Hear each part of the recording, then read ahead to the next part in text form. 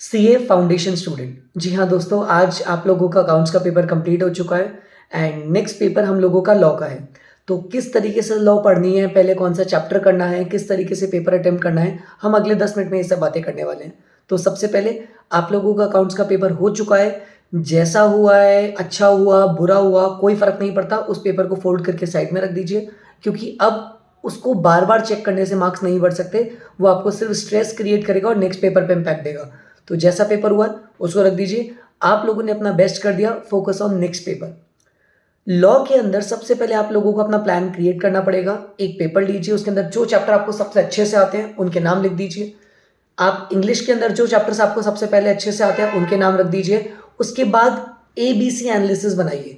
जो चैप्टर आपके बेस्ट हो रखे हैं उसको A कैटेगरी में डालो, जो चैप्टर आपको थोड़े बहुत कम आते हैं उसको B में, और जिनको आपको सबसे ज़्यादा पढ़ने की ज़रूरत है उनको C कैटेगरी में डालो।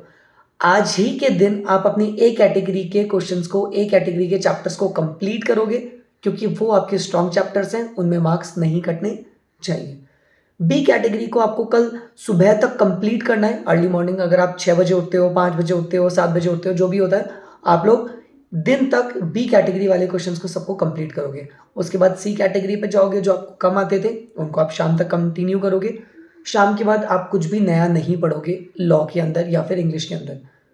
शाम से अगले दिन तक आपको सिर्फ और सिर्फ क्वेश्चन ही पढ़ने हैं, आपको प्रैक्टिस करनी है एंड मेक श्योर आप एग्ज़ाम नहीं दोगे जब तक आपके 2 सैम्पल पेपर नहीं हो जाते। It is very important, exam से पहले एग्ज़ाम देना, एग्ज़ाम का माहौल क्रिएट करना, ताकि आप लोगों को पता चलेगा कितने क्वेश्चंस हमसे अटेम्प्ट हो रहे हैं, कितना टाइम ले रहा है और कैसे लिखने में हम मिस्टेक कर रहे हैं। तो चाहे कोर्स कंप्लीट हो रहा हो, चाहे कोर्स कंप्लीट नहीं हो रहा हो, लेकिन मेक श्योर कि आप लोग सैम्पल पेपर ज़रूर दें।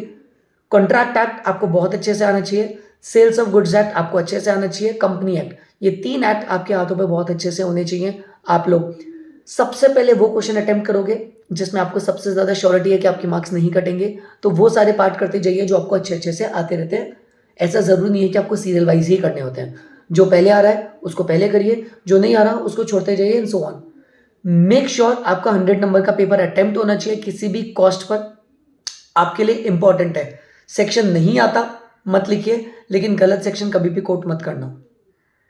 प्रोविजन, फैक्ट, कंक्लूजन, इस 3 के हिसाब से आप अपना आंसर अटेम्प्ट करेंगे। सबसे पहले आप प्रोविजन लिखोगे, उसके बाद आप क्वेश्चन का फैक्ट एंड इन लास्ट आप कंक्लूजन रखोगे।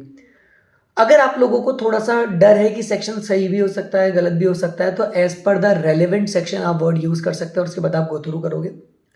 आप लोग इस स्ट्रैटेजी को फॉलो करते हो तो डेफिनेटली आपका पेपर अच्छे से होगा। एंड जैसे ही लॉ का पेपर खत्म होता है, आप नेक्स्ट पेपर पे जाना। पेपर अच्छा या बुरा, पेपर डिफिकल्ट आएगा या इजी आएगा, ये तुम्हारे हाथ में नहीं है, लेकिन पेपर को अच्छे से अटेम्प्ट करना तुम्हारे हाथ में है एंड नेक्स्ट पेपर की तैयारी करना। तब तक मत रुकना जब तक चीज़ें कंप्लीट नहीं हो जाए। 6-7 दिन की मेहनत और है, उसके बाद आप सीधा सीए इंटर में आ जाओगे। तो मेक श्योर गलती ना हो, और कोई भी प्रॉब्लम होती है आप किसी भी टाइम हमसे कॉन्टैक्ट कर सकते हो। मेरी कॉन्टैक्ट डिटेल्स नीचे डिस्क्रिप्शन में दे रखी है, गो फॉर इट। एंड मैं कुछ आपको लिस्ट दे रहा हूँ क्वेश्चंस की, जो मेरे हिसाब से इंपॉर्टेंट क्वेश्चंस हैं, उनको एक बार ज़रूर देख लेना और उनको ज़रूर एक बार लिख कर देख लेना। होपफुली आपका पेपर अच्छा जाएगा। Thank you very much.